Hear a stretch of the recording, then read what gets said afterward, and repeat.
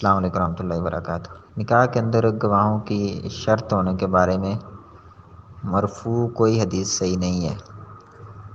اس بارے میں جو مرفوع روایات بیان کی جاتی ہیں ان میں ضعف ہے۔ امام احمد بن حنبل رحمہ اللہ فرماتے ہیں کہ اس مسئلہ میں کوئی حدیث صحیح نہیں ہے۔ البتہ صحابہ کے بعض آثار ثابت ہیں، جیسا کہ سیدنا عبداللہ ابن عباس رضی اللہ تعالیٰ عنہ کا اثر ہے، وہ فرماتے ہیں کہ لا نکاح الا بولی و شاہد عدل، کہ نکاح درست نہیں ہے مگر ولی کی اجازت کے ساتھ اور دو گواہوں کے ساتھ ہی۔ اسی طرح کا قول سیدنا عمر رضی اللہ تعالیٰ عنہ سے بھی مروی ہے، اور کئی ایک تابعین سے بھی اس طرح کے اقوال مروی ہیں۔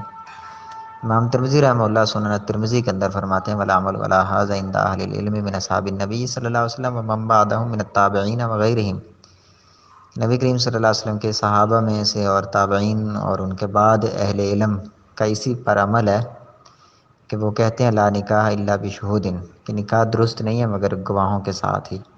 لم یختلفوا فی ذلک من مضی منهم الا قوما من المتأخرین من اہل العلم، کہتے ہیں اس مسئلہ میں انہوں نے کوئی اختلاف نہیں کیا جو لوگ پہلے گزر چکے ہیں، ہاں متأخرین اہل علم کی ایک قوم نے اختلاف کیا ہے۔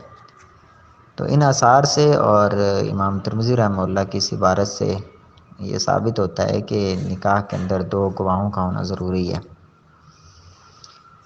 اور البتہ بعض اہل علم نے یہ کہا ہے کہ اگر نکاح کی تشہیر ہو جائے، اس کا اعلان ہو، بہت سارے لوگوں کی موجودگی کے اندر نکاح کیا جائے، تو ایسی صورت میں اگر گواہ نہ بھی ہوں تو نکاح درست ہوگا، واللہ عالم۔ لیکن چھپ کر نکاح کرنا، یعنی اس کا اعلان بھی نہ ہو اور گواہ بھی نہ ہو، تو ایسا نکاح کسی کے ہاں بھی درست نہیں ہے۔